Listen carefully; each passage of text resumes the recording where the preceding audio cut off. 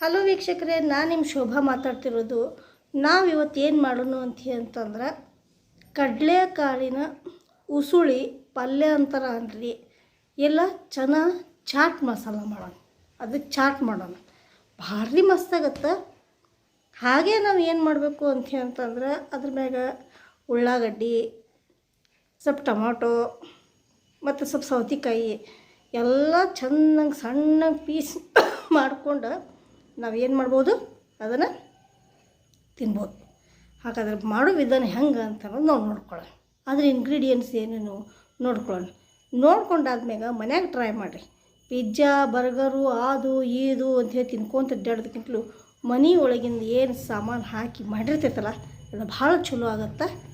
So ಮಾಡೋಣ ನಡ್ರಿ. ನೋಡಿ ವೀಕ್ಷಕರೇ, ನಾನಿವಾಗ ಕಡಲೆಕಾಳುಗಳನ್ನು ಒಂದು ರಾತ್ರಿ ನೆನೆಸಿಟ್ಕೊಂಡಿದ್ದೀನಿ. ಇವು ಒಣ ಕಡಲೆಕಾಳು. ಇವು ಒಂದು ರಾತ್ರಿಯಲ್ಲಿ ನಾನು ನೆನೆಸಿಟ್ಕೊಂಡಿದ್ದೀನಿ. ಈಗ ನಾವು ಇದನ್ನು ಕುಕ್ಕರ್ನಲ್ಲಿ ಹಾಕಿ ನಾವು ಬೇಯಿಸ್ಕೊಳ್ಳೋಣ. ಎಲ್ಲಿವರೆಗೆ ಮೆತ್ತಗಾಗೋದಿಲ್ವೋ ಅಲ್ಲಿವರೆಗೂ ನಾವು ಇದನ್ನು ಬೇಯಿಸ್ಕೊಳ್ಬೇಕು.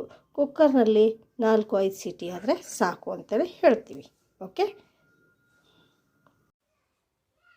ಚಾಟ್ ಇಂಗ್ರೀಡಿಯೆಂಟ್ಸ್ ಮಾಡಲಿಕ್ಕೆ ಅಥವಾ ಕಡಲೆಕಾಳು ಪಲ್ಯ ಅಥವಾ ರೆಸಿಪಿ ಚಾಟ್ ಮಸಾಲ ಮಾಡೋ ಸಂಬಂಧ ನಾನು ಏನು ತೆಗೆದುಕೊಂಡಿದ್ದೀನಿ ಅಂತಂದರೆ, ಈಗ ಒಂದು ಸ್ಪೂನ್ ತೆಗೆದುಕೊಂಡಿದ್ದೀನಿ. ಈಗ ಕಡಲೆಕಾಳುಗಳನ್ನ ನಾವು ಆಲ್ರೆಡಿ ಕುದಿಸಿದ್ದೀವಲ್ಲ, ಈ ಕಡಲೆಕಾಳುಗಳನ್ನ ಕುದಿಸಿದ್ದೀವಲ್ಲ ಕುಕ್ಕರ್ನಲ್ಲಿ, ಅದರೊಟ್ಟಿಗೆ ನಾನು ಒಂದು ಆಲೂಗಡ್ಡೆನ ತೆಗೆದುಕೊಂಡಿದ್ದೀನಿ. ಇಲ್ಲಿ ಒಣಮೆಣಸಿನ್ಕಾಯಿ, ಜೀರಿಗೆ ಪೌಡರ್, ಇಂಗು, ಸ್ವಲ್ಪ ಬೆಲ್ಲ, ಉಪ್ಪು, ಅಮ್ಚೂರು ಪೌಡರ್, ಧನಿಯಾ ಪೌಡರ್, ಹಾಗೆ ಅಲ್ಲ ಬೆಳ್ಳುಳ್ಳಿ ಪೇಸ್ಟನ್ನು ಹಾಕ್ಕೊಂಡಿದ್ದೀನಿ. ಇಲ್ಲಿ ಕೊಕೊನಟ್, ಒಣಗಿದ ಪುದೀನ ಪೌಡರ್, ಜೊತೆಗೆ ಟೊಮಾಟಿ, ಉಳ್ಳಾಗಡ್ಡಿಯನ್ನು ನಾನು ತೆಗೆದುಕೊಂಡಿದ್ದೀನಿ. ಕುದಿಸಿದ ನೀರನ್ನು ನಾನು ಇದರಲ್ಲಿ ಹಾಕಿ ನಾನು ಕಲಿಸ್ಕೊತಾ ಇದ್ದೀನಿ. ಹೌದಾ, ಹೀಗೆ ಕುದಿಸ್ಕೋಬೇಕು. ಉಪ್ಪನ್ನು ಸ್ವಲ್ಪ ಕಡಿಮೆನೇ ಹಾಕಿ, ಅಗದಿ ಕಡಿಮೆ ಹಾಕಿ ಈಗ ಇದನ್ನು ಸ್ವಲ್ಪ ಕಲಿಸ್ಕೋಬೇಕು. ನೀರು ಕುದಿಸಿದ ನೀರನ್ನೇ ಹಾಕಬೇಕು, ಹಾಕಿ ಕಲಿಸ್ಕೋಬೇಕು.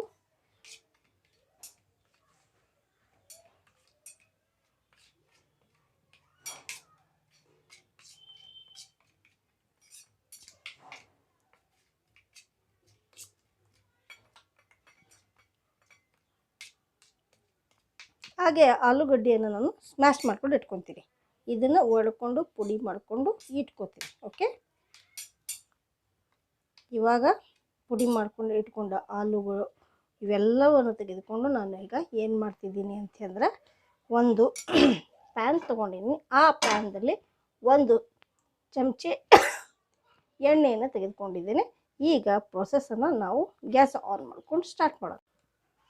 ಗ್ಯಾಸ್ ಆನ್ ಮಾಡ್ಕೊಂಡಿದ್ದೀನಿ.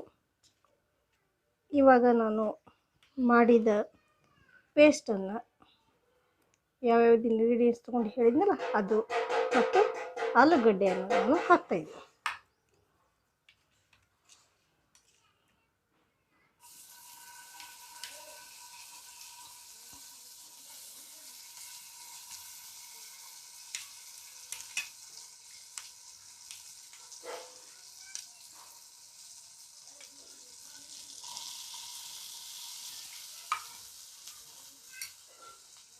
ಕುದಿಸಿದ ನೀರನ್ನು ಮಾತ್ರ ಹಾಕಬೇಕು, ಆ ನೀರನ್ನು ಚೆಲ್ಲಬಾರ್ದು.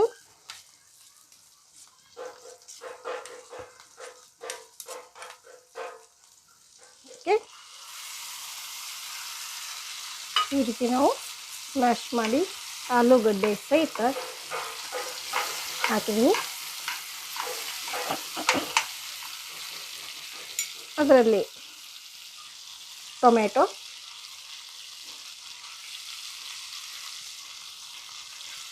ಕೊಬ್ಬರಿ ಪುಡಿ,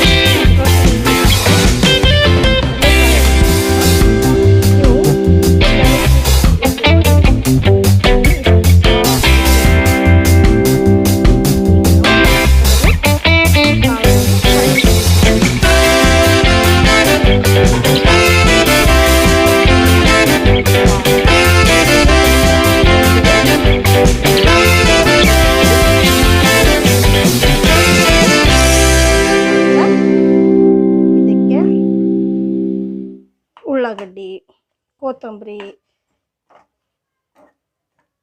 ಆಮೇಲೆ ಸ್ವಲ್ಪ ಸೇವು ಇದ್ದರೆ ಸೇವು ಮೇಲೆ ಹಾಕ್ಕೊಂಡು ತಿನ್ನಬೇಕು.